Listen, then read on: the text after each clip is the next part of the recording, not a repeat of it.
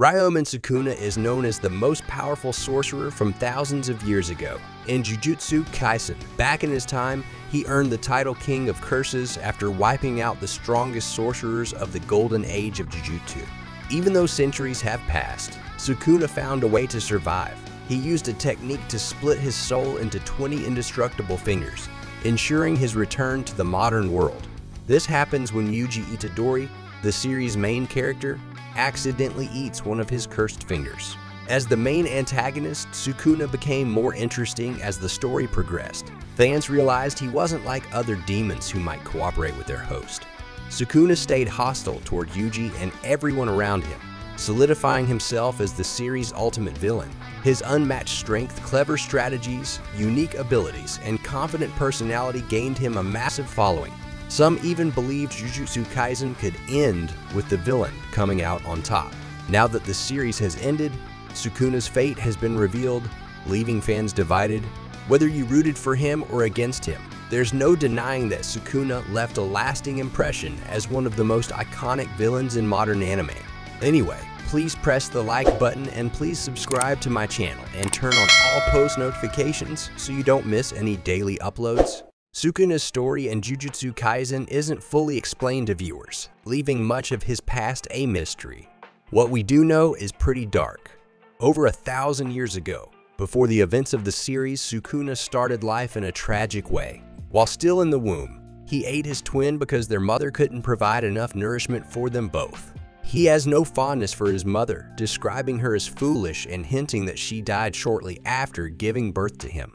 This lonely beginning shaped Sukuna into someone full of resentment toward others. As he grew up, Sukuna became a Jujutsu sorcerer with cruel intentions. During the Heian era, he slaughtered countless sorcerers from the golden age of Jujutsu and even wiped out entire clans.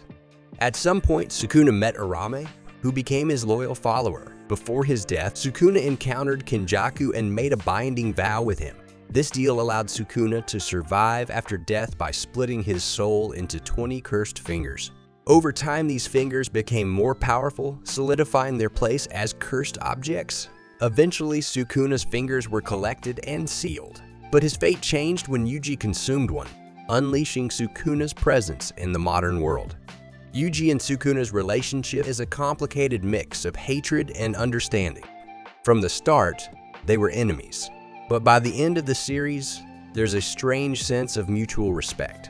When Yuji first consumed Sukuna's cursed finger, he managed to survive and control Sukuna, something no one else could do. This was tied to Yuji's unusual bloodline. His father, Jin, was the reincarnation of Sukuna's twin, the one Sukuna devoured in the womb. Essentially, Sukuna and Yuji are family, though neither finds comfort in this connection. The two constantly clashed. Sukuna wanted nothing more than to see Yuji suffer, while Yuji just wanted Sukuna gone forever. He took on all the sorcerers who dared to fight him, defeating even the best. Fans referred to this period as the Sukuna Cycle, one challenger after another would step up, only to fall. Sukuna's victories included taking down the strongest modern sorcerer, Satoru Gojo, as well as Kashimo and Shoso.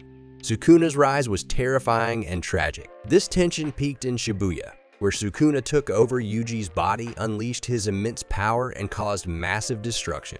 Then, he switched back, forcing Yuji to face the horrifying aftermath of what his body had done. Early on, Sukuna tricked Yuji into making a binding vow. Sukuna could use the word enchain to briefly take control of Yuji's body whenever he wanted, in exchange for reviving Yuji when he died. Sukuna had bigger plans though. He wanted to use Fushiguro as his new vessel. This all came to light in chapter 212, where Sukuna revealed his vow, took over Fushiguro's body, and finally faced Yuji in a physical fight. Their clash wasn't just about power, it was about their beliefs. Yuji wondered why someone like Sukuna couldn't just live peacefully, but Sukuna's response showed how deeply their ideals opposed each other. Sukuna became the ultimate villain, going on a rampage that cemented his place as one of the strongest and most feared characters in the series. Sukuna's rise as the final antagonist in Jujutsu Kaisen was nothing short of terrifying. He took on every powerful sorcerer who dared to challenge him and won every time. Even Satoru Gojo, the strongest sorcerer of the modern age, couldn't defeat him. Fans started calling this the Sukuna Cycle, a pattern where new fighters would step in, only to be swiftly defeated. Sukuna's rampage left behind a trail of destruction, claiming the lives of Gojo, Kashimo, and Choso. In the end, Yuji Itadori faced Sukuna in his domain, a place where memories and truths collide. Sukuna walked through Yuji's memories as Yuji explained his new belief. It's not how someone dies that matters, it's how they live.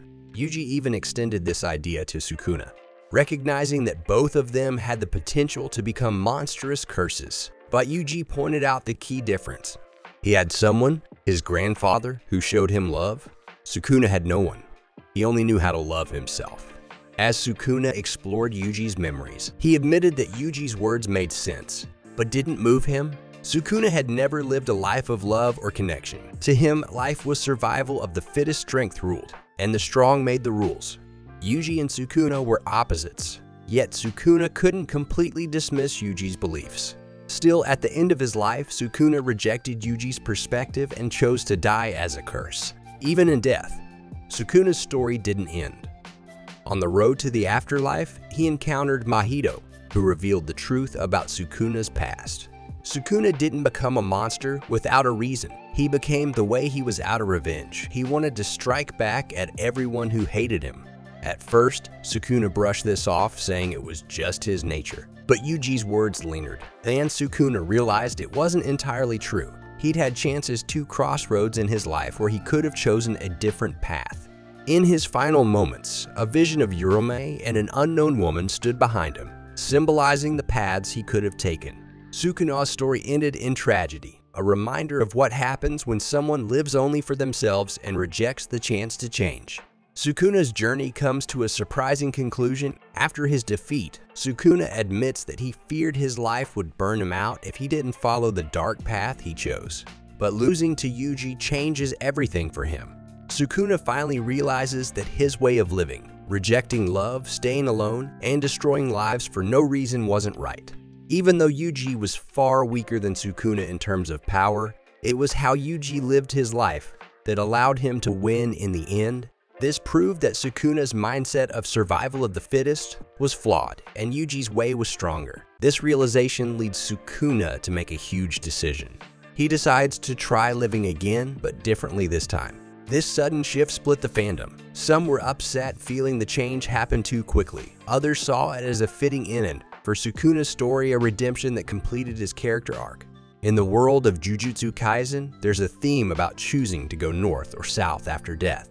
Going south means staying the same, dying as you are. Going north means choosing to reincarnate and live as a new person. Sukuna chooses to go north, abandoning his old mindset. In a rare moment, he shows love by comforting Yorome, something he had never done before. This decision proves the impact of Yuji's belief and shows how much Sukuna has changed. Earlier in the story, Yuji saw Mahito as someone beyond saving, believing they were both cogs that only served a purpose. That perspective marked a dark point in Yuji's growth. But with Sukuna, Yuji's character evolves. By reaching the King of Curses and giving him a chance to start over, Yuji shows true enlightenment. Sukuna's story ends with hope. With Yorome by his side, the former King of Curses begins a new journey, one where he might finally understand love and live a life that isn't ruled by hatred and destruction. It's a bittersweet and emotional end to one of the most complex characters in the series. Anyway, please press the like button and please subscribe to my channel and turn on all post notifications so you don't miss any daily uploads.